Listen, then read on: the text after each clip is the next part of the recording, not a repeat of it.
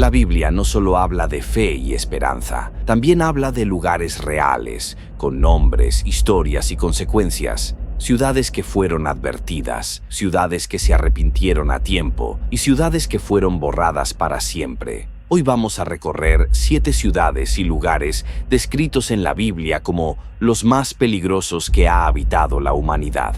Ciudad número 7. Babel. Nos encontramos en la región de Mesopotamia, una vasta llanura fértil situada entre los ríos Tigris y Éufrates, en lo que hoy sería Irak. Este lugar no es cualquier sitio.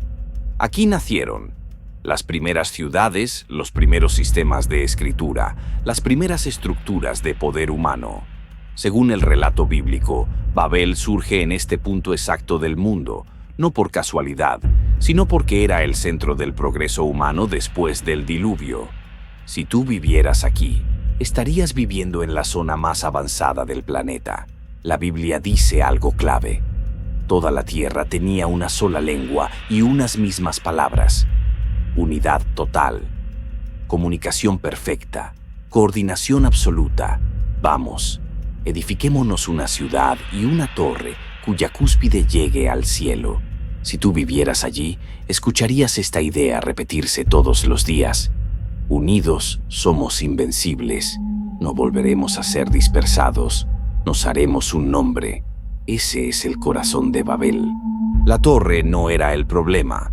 El verdadero problema era que Babel estaba intentando cambiar el destino que Dios había establecido para la humanidad. Después del diluvio, el mandato fue claro: fructifiquen, multiplíquense y llenen toda la tierra. Dios quería que la humanidad se expandiera, que habitara todo el mundo, que no se concentrara en un solo punto de poder.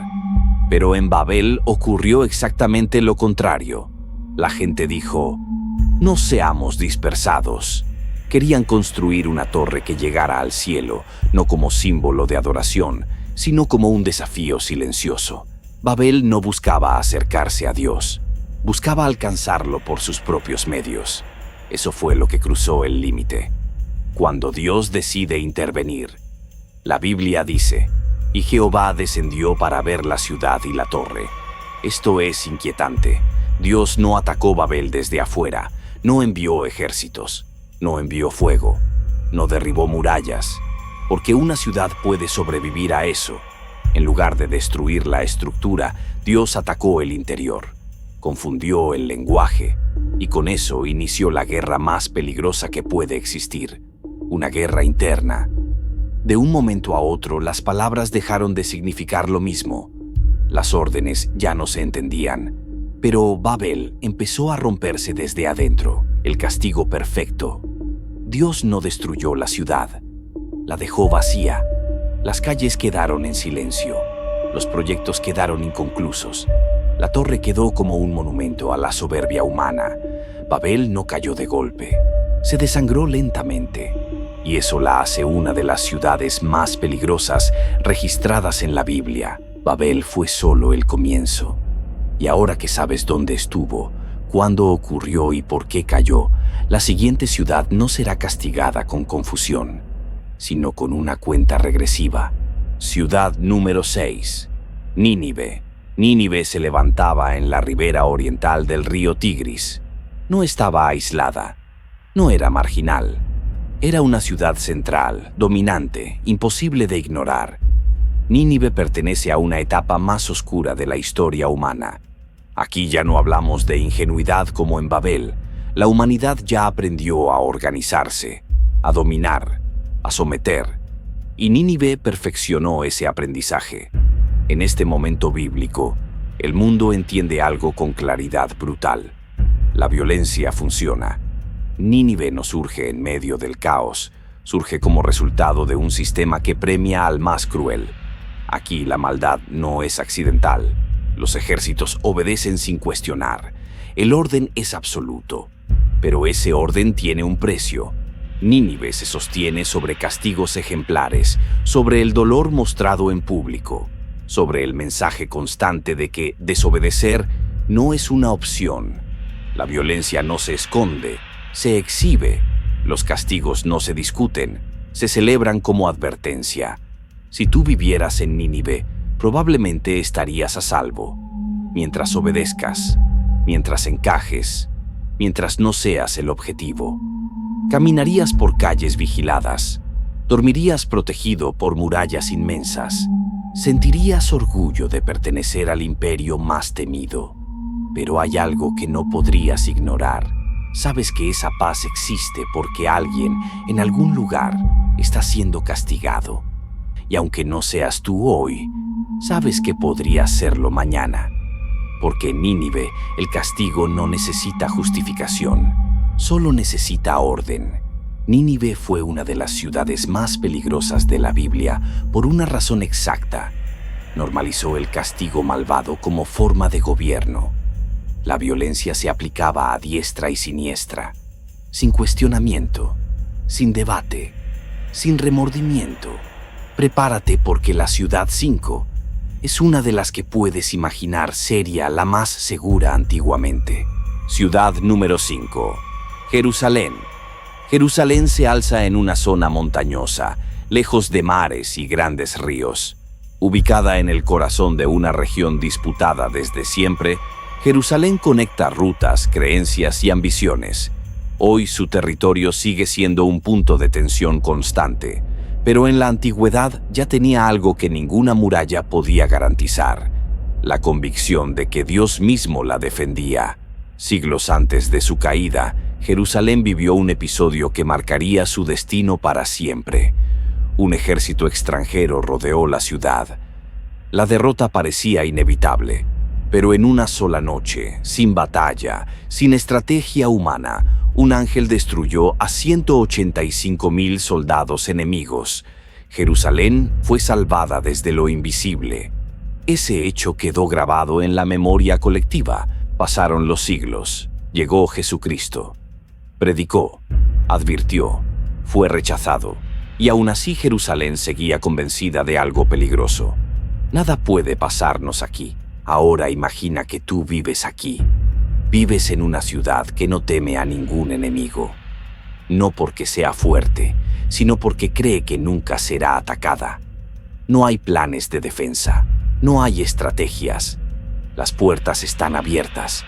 No porque no existan amenazas, sino porque nadie las toma en serio. Eso es Jerusalén en su caída, convencida de que no necesita protegerse. Y eso la hizo una de las ciudades más peligrosas según la Biblia.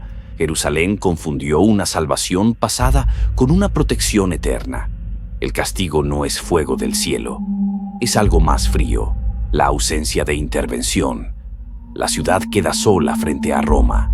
Y sin la protección divina, descubre algo aterrador. No estaba preparada para el mundo real. Jerusalén fue peligrosa por una razón concreta. Bajó la guardia por completo. El límite que cruzó fue claro. Una ciudad que se cree intocable, se vuelve vulnerable a todo.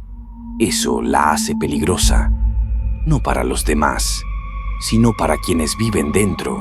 Prepárate porque en la siguiente ciudad no estarías a salvo ni en tu propia casa.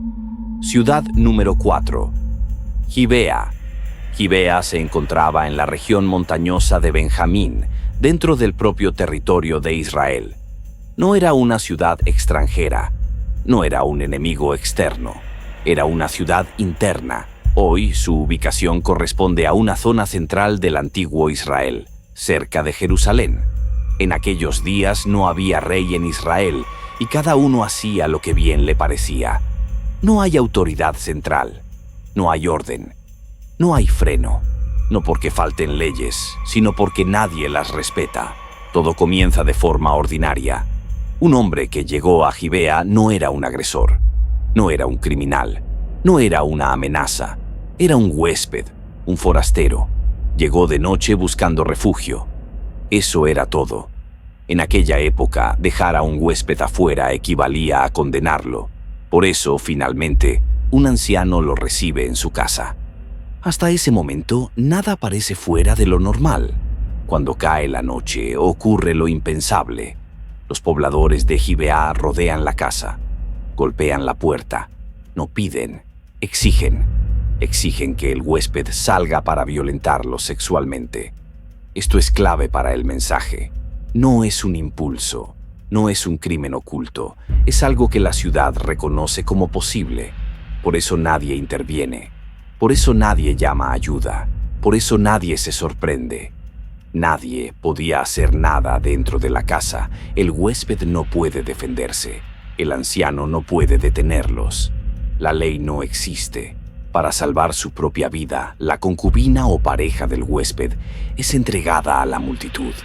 Ella es violentada sexualmente durante toda la noche por los pobladores. No por uno, por muchos. Al amanecer su cuerpo es abandonado frente a la casa. Muere allí y la ciudad despierta, como si nada hubiera pasado. ¿Por qué esto hace a Gibea una de las ciudades más peligrosas? Una casa no protegía, la noche no tenía ley, la violencia sexual era colectiva, nadie podía intervenir, nadie se atrevía a detenerlo. El mal no venía de afuera, venía de los propios habitantes.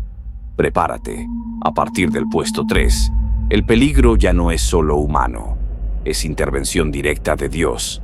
Ciudad número 3. Egipto. Egipto se extendía a lo largo del río Nilo. No era una ciudad pequeña, era una civilización entera, un territorio fértil en medio del desierto, dependiente de un solo eje vital, el agua. El Nilo no solo sostenía la agricultura, sostenía la economía, la religión, el poder y la vida misma. Egipto era estable, predecible, organizado.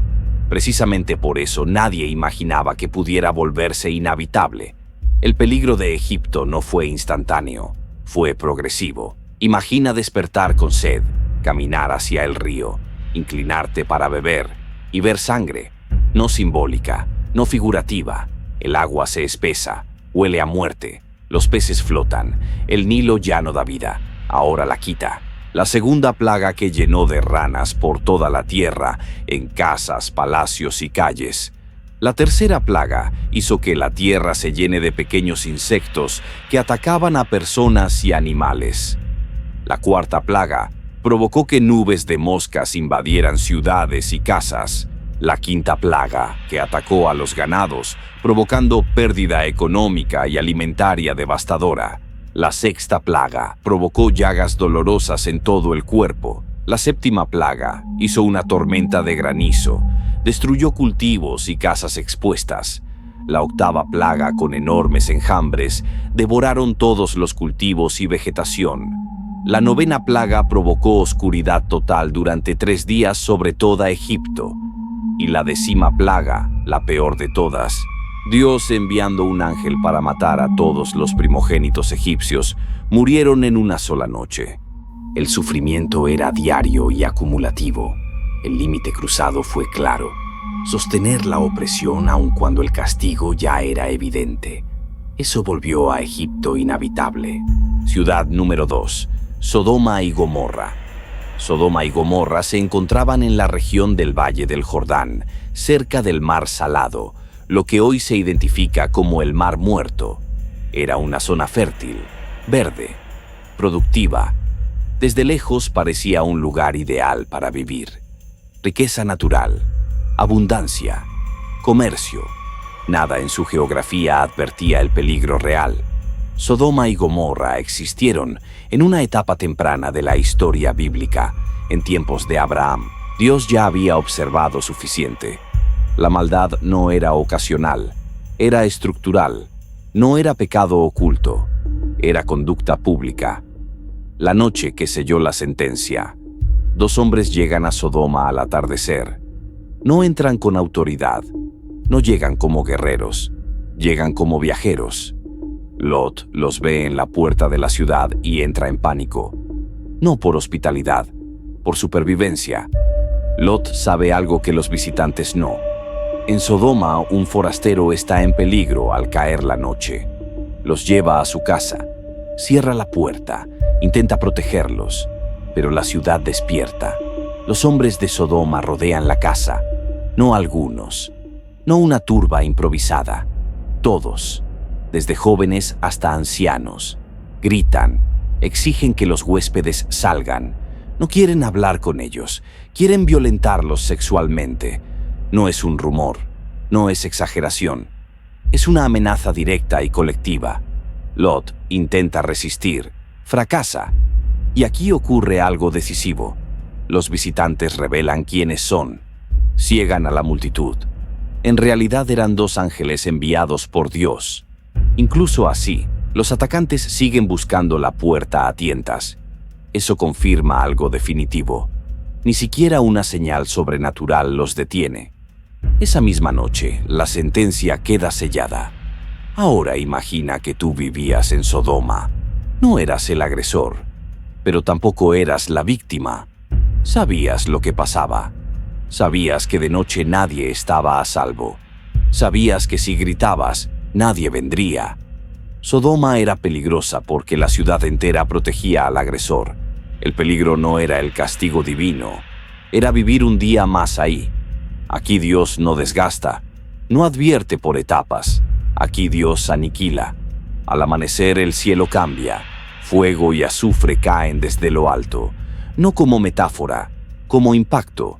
La descripción bíblica coincide con una lluvia incendiaria, comparable a fragmentos ardientes cayendo del cielo, similares a meteoritos o explosiones atmosféricas. Las ciudades arden, el suelo se quiebra, el aire quema, no hay huida, no hay refugio. Sodoma y Gomorra son borradas del mapa. El castigo es externo, inmediato y definitivo, y eso hizo que sea uno de los lugares más peligrosos según la Biblia. Luego de ver ciudades destruidas desde adentro, ciudades que recibieron el juicio divino de Dios y de ciudades donde no podrías estar seguro en tu propia casa, ¿qué ciudad podría ocupar el puesto 1? Ciudad número 1, el valle de Hinnom, Gehenna, el lugar que ni Dios borró, porque debía permanecer como advertencia. El puesto número 1 no es un lugar que desapareció, es un lugar que permaneció. El valle de Hinnom no estaba lejos, no estaba oculto, no estaba en tierras paganas remotas, estaba a las afueras de Jerusalén, visible desde la ciudad, cercano a las murallas, parte del paisaje cotidiano. No había que viajar para verlo, bastaba con mirar hacia abajo.